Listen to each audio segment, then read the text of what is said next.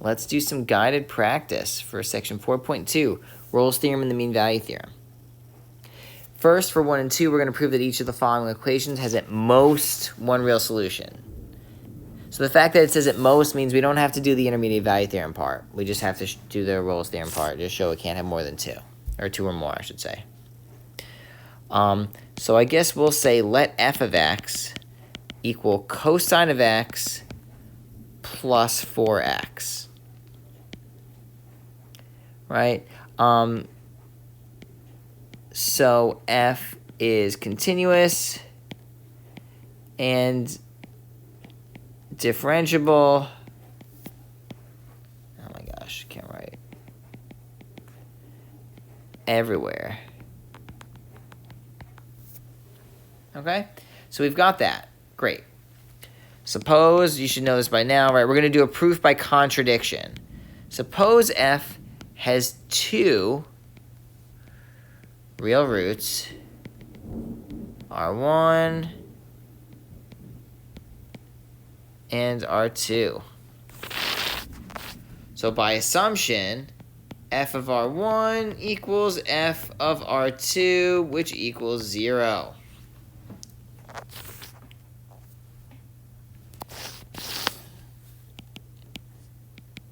By Rolle's theorem,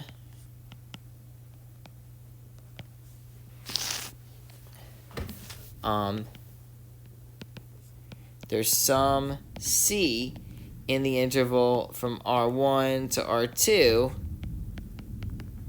such that f prime of c, on the one hand we know that it equals 0. On the other hand, we know just by definition that we're getting negative sine of c plus 4, right? That's f prime of c, right? Just take the derivative of that, plug in c. But hold on a sec. That is not possible.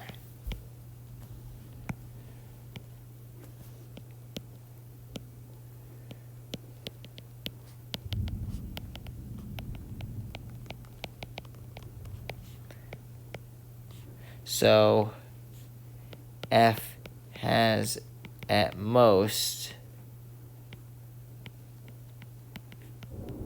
one real root. All right. Now, you might guess that this next problem is very similar, right? These proofs require some sentences. It requires a little bit of writing. But it is formulaic. See if you can maybe take this proof right here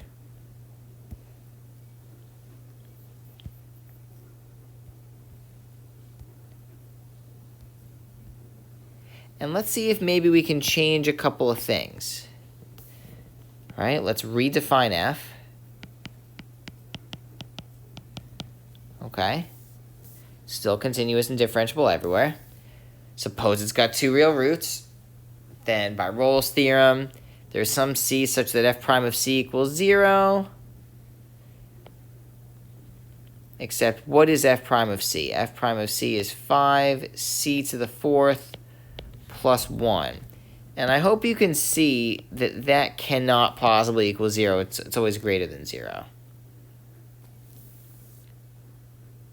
Right, so that's how we do that problem. Now let's see. In this case, it says find the number c that satisfies the mean value theorem for the function on the interval. Sketch the curve, the secant line, the endpoints of the interval, and then the tangent line. All right, so let's take a look at this.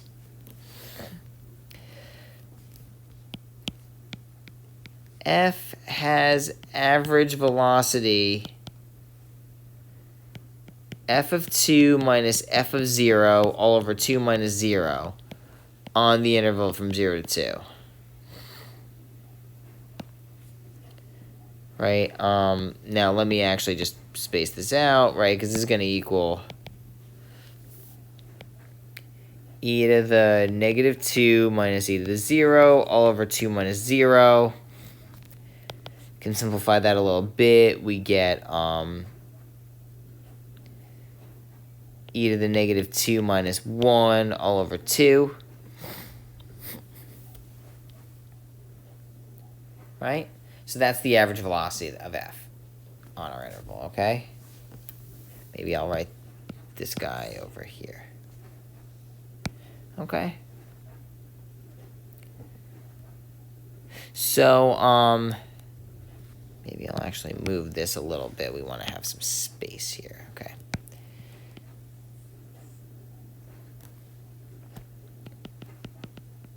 Find C such that f prime of C, which on the one hand equals negative e to the negative c, equals e to the negative 2 minus 1 all over 2. Right? That's what we're saying, right? Find the number c that satisfies the mean value theorem, right? Because the mean value theorem says there's some value of c such that the derivative of f at c equals that. So let's see how we would do this. Well, looks to me like I want to first multiply it by negative 1, right? So we're going to get e to the negative c equals, I guess this is 1 minus e to the negative 2 over 2, right? You say just multiply the numerator by negative 1. Now I'm going to take the ln of both sides.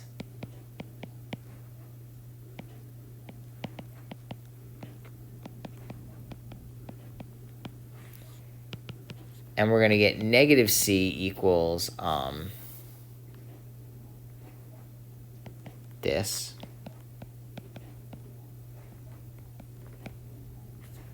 And that implies that c equals negative ln of this guy.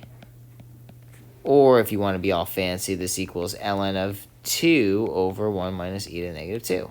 You figure out why. And then they say sketch the curve, the secant line, the endpoints. I'm going to have to really squeeze this bad boy in here. Oh, sorry about that. All right. It's I guess I can kind of, right, this is from 0 to 2, right? So 0 to 2, we're getting, this value right here is 1. This value right here is e to the negative 2. So our curve looks something like this.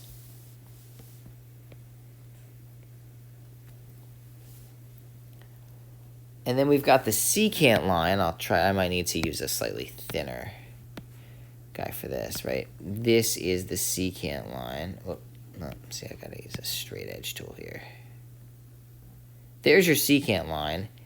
And there is your tangent line, right? That's parallel.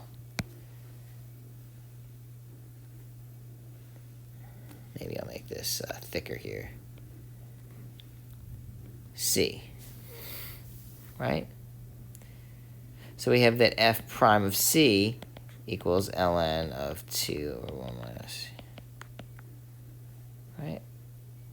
Or, oh, shoot, sorry. F prime of c,